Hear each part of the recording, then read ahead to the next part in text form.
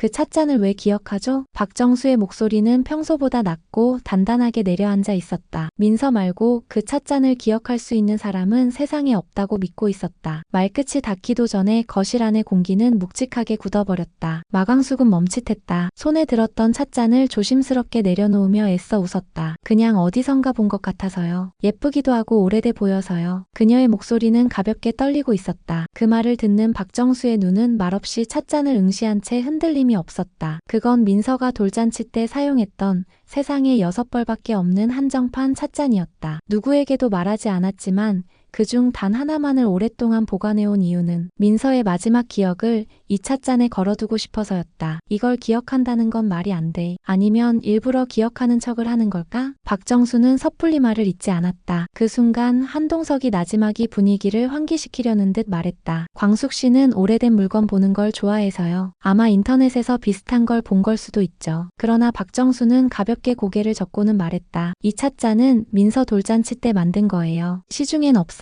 광숙은 당황을 감추며 미소 지었지만 이내 표정이 얼어붙었다. 박정수의 말은 의심이 아니라 분명한 선그음이었다. 그날 밤 박정수는 안방 책장을 열었다. 민서의 앨범이 꽂혀있는 낡은 서랍. 그 안에는 민서가 3살 무렵 찍은 가족 사진이 있었다. 그리고 그 사진 구석 한켠에 광숙을 꼭 닮은 어린 여자아이가 민서 옆에서 소리내 웃고 있었다. 설마 저 아이가 광숙? 아니, 그럴 리가 없어. 그건 너무 먼 얘기야. 그때 기억이 생생하게 떠올랐다. 민서가 5살 무렵 집안의 청소를 도와주던 가정부 공주실과 함께 놀러왔던 여자아이 하나가 있었다. 박정수는 아이 이름을 묻지 않았고 민서 역시 친구라고만 했었다. 하지만 그날 이후 그 아이를 본 기억은 없었다. 그 기억이 15년이 지나 다시 광숙과 겹치기 시작할 줄은 몰랐다. 며칠 후 광숙은 공주실과 함께 장을 보던 중 문득 물었다. 엄마, 혹시 예전에 우리 성수동 쪽에 있던 큰 저택 같은 데 간 적 있어? 공주실은 장바구니를 든 손을 멈추고 딸을 빤히 바라보았다. 잠시 침묵이 흘렀다. 그런 거 왜 묻니? 아니, 그냥 어디서 본 것 같은 장소가 생각나서. 어릴 적 기억 가지고 너무 깊이 생각마.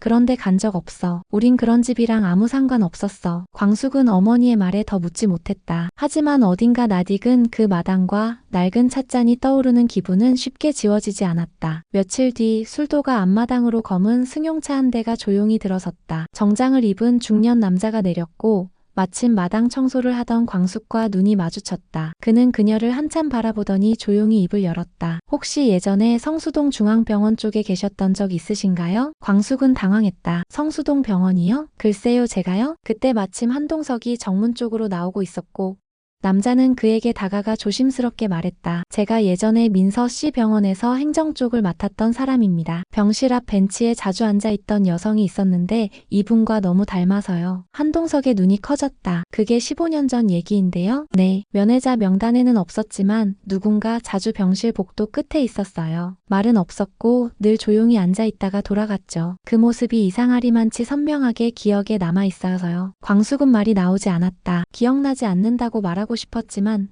성수동 병원이라는 말과 복도 끝 벤치라는 묘사가 가슴을 조이는 듯했다. 아주 오래전 혼자 어딘가 앉아 있었던 기억. 누군가 아픈 사람이 있었고 자신은 들어가지 못한 채 벽을 보며 앉아 있었던 장면. 그게 민서였던 걸까? 광숙은 어지러운 마음으로 돌아온 후 공주실에게 다시 물었다. 엄마, 혹시 나 성수동 병원에 간 적 있었어? 공주실은 쌀을 씻던 손을 멈추며 눈을 감았다. 그런 거 없었어. 넌 그런데 간 적 없어. 그 말은 너무 빠르게, 너무 완강하게 튀어나왔다. 광숙은 그 말이 진실이 아니라는 걸 직감으로 알아차렸다. 공주실이 등을 돌린 채 혼잣말처럼 말했다. 그 집 잊었어야 했는데 그 아이는 기억 못할 줄 알았는데 큰 집에서 귀한 애랑 매일 놀았다. 공주실이 예전에 흘리듯 했던 그 말이 마광숙의 귓가를 때린 건 어젯밤이었다. 잠을 이루지 못하고 뒤척이던 광숙은 마루 한편에 걸려있던 찻잔 그림을 바라보다가 문득 오래전 기억 하나를 떠올렸다. 어릴 적 한 번도 본 적 없던 화려한 식탁, 그 위에 줄지어 놓인 유리 찻잔들, 그리고 낯선 여자아이와의 웃음소리. 이상한 애, 난 분명 그 집에 간 기억이 있어. 아침이 밝자마자 광숙은 어머니 공주실을 찾아갔다. 공주실은 평소처럼 마당 주변을 정리하고 있었지만 딸이 다가오자 순간 손놀림이 멈췄다. 그 눈빛에서 무언가를 예감한 듯했다. 엄마, 나 어릴 적에 어디 큰 집에서 놀았던 적 있어? 갑자기 그건 왜 기억이 나. 화단 옆에서 나보다 조금 어린 여자애랑 놀았던 거. 식탁 위에 예쁜 찻잔도 있었고 공주실은 흠칫했다. 그러나 곧 웃으며 고개를 저었다. 그건 내 꿈이겠지. 우린 그런데 갈 일이 없었어. 하지만 광숙은 물러서지 않았다. 엄마, 혹시 박정수 여사님 댁에서 일하셨던 적 있어? 그 집이 혹시 그 집이야? 공주실의 손이 다시 멈췄다. 입술이 파르르 떨리며 잠시 말을 잇지 못했다. 그건 옛날 얘기다. 광숙아, 너무 오래된 일이야. 그 말은 맞다는 것과 같았다. 광숙은 알 수 없는 감정에 휩싸였다. 왜 어머니는 그동안 아무 말도 하지 않았을까? 그리고 왜 자신은 그 기억을 지금에서야 떠올리는 걸까? 머릿속이 복잡해졌다. 그리고 그 복잡한 마음은 고스란히 박정수에게 향했다. 그날 오후 광숙은 박정수가 자택 정원 옆 벤치에 앉아 있다는 말을 듣고 조심스럽게 찾아갔다. 박정수는 혼자 찻잔을 들고 창밖을 바라보고 있었고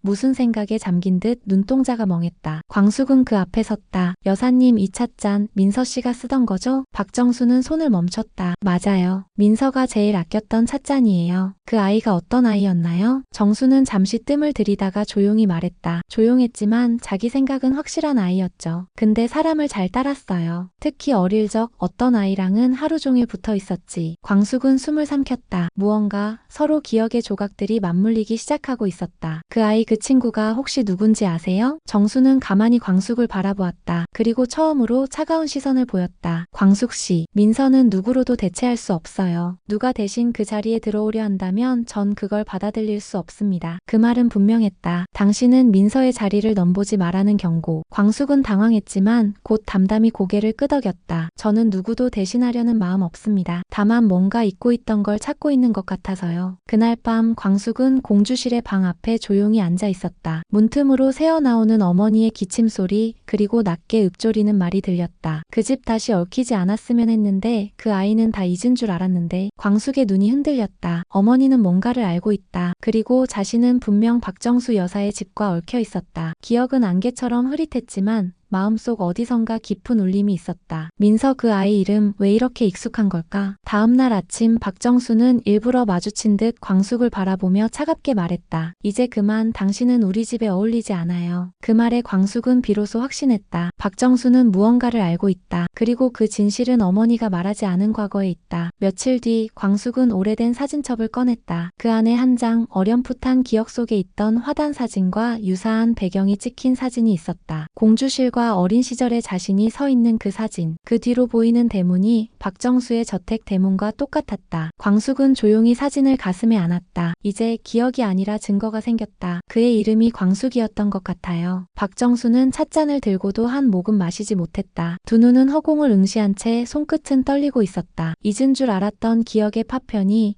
치매 촉이라는 병명 속에서 되려 선명하게 되살아나고 있었던 것이다. 그녀는 혼잣말처럼 중얼거렸다. 양갈래 머리하고 민서랑 참 잘 놀았지. 늘 마당에서 뛰어다녔어. 그의 이름이 광숙이었던 것 같아. 바로 그 순간 문 밖에서 들려오는 발소리에 박정수는 흠칫했다. 문틈 사이로 들려온 숨죽인 인기척. 광숙이었다. 박정수의 방 앞에 서 있던 마광숙은 온몸이 굳은 채 그 말을 듣고 있었다. 전혀 기대하지 않았던, 그러나 이상하리만치 낯설지 않은 이름. 광숙. 그건 분명 자신에 대한 이야기였다. 눈물이 났다. 이유는 명확하지 않았다. 기억나지 않는 장면이 가슴을 먹먹하게 만들었다. 무언가 오래전 잊었다기보단 밀어낸 것 같은 감정이 솟구쳤다. 그날 밤 광숙은 공주실에게 조용히 물었다. 엄마, 나 정말 어릴 때 민서라는 애랑 놀았었어? 공주실은 베갯머리에 기대 누운 채 잠든 척을 하다가 천천히 눈을 떴다. 딸의 눈동자 속 진심을 피할 수 없다는 걸 아는 표정이었다. 맞다. 있었지. 그의 이름이 민서였어. 네가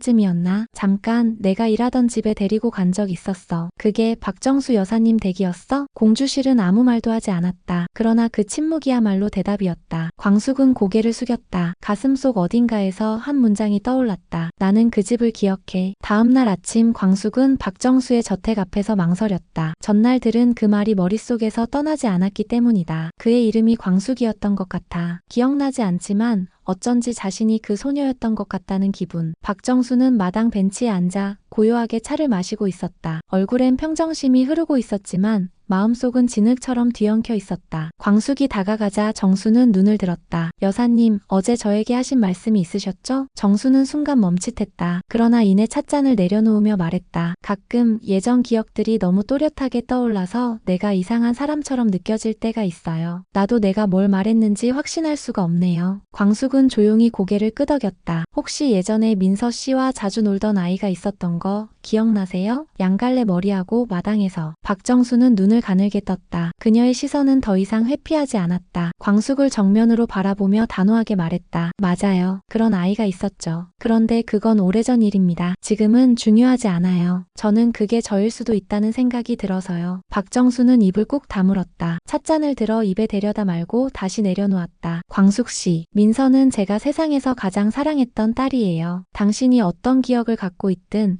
그걸로 민서의 빈자리를 채우려 한다면 나 용서하지 않겠어요. 말은 조용했지만 칼날처럼 날카로웠다. 광숙은 놀라움과 혼란을 억누르며 말했다. 그럴 생각 없습니다. 저도 민서 씨의 빈자리를 대신할 수 없다는 거 잘 알아요. 다만 왜 이런 기억이 떠오르는지 알고 싶을 뿐이에요. 그날 저녁 광숙은 공주실의 오래된 보자기를 꺼냈다. 그 안엔 낡은 사진 몇 장과 낡은 리본이 있었다. 그중 한 장의 사진, 마당에서 웃고 있는 두 아이. 한 명은 확실히 민서였다. 그리고 다른 한 명은 양갈래 머리의 자신이었다. 다음날 광숙은 사진을 들고 박정수를 찾아갔다. 여사님, 이 사진 혹시 기억나세요? 박정수는 사진을 보자 눈빛이 흔들렸다. 하지만 곧 차분한 얼굴로 되돌아왔다. 그건 민서가 어릴 때 찍은 사진이네요. 그 옆에 있는 아이가 저 같아요. 제 어릴 적 사진하고 똑같아요. 정수는 사진을 오래 들여다보았다. 그리고 조용히 말했다. 세상엔 우연한 일이 많죠. 닮은 아이였을 수도 있어요. 그 말에 광숙은 미소 지었다. 그러나 마음속으로는 확신하고 있었다. 이건 우연이 아니다. 공주실도 박정수도 모두 무언가를 감추고 있다. 그리고 그 중심엔 민서가 있다. 공주실은 밤늦게 베란다에서 전화를 걸고 있었다. 여기까지 끌려올 줄은 몰랐는데 그 사진까지 기억하다니. 그녀의 손엔 광숙이 보여준 바로 그 사진이 쥐어져 있었다. 정원의 첫가을 바람이 불어왔다. 박정수는 작은 담요를 무릎에 덮고 마당 끝 벤치에 앉아 있었다. 손에는 오래된 찻잔 하나가 들려 있었다. 민서가 아끼던 찻잔. 조심스레 잔을 돌려보다가 그녀는 문득 혼잣말을 중얼거렸다. 웃을 때 오른쪽 입꼬리가 살짝 올라가던 그의 발등에 흉터도 있었는데 기억은 점점 흐릿해지지만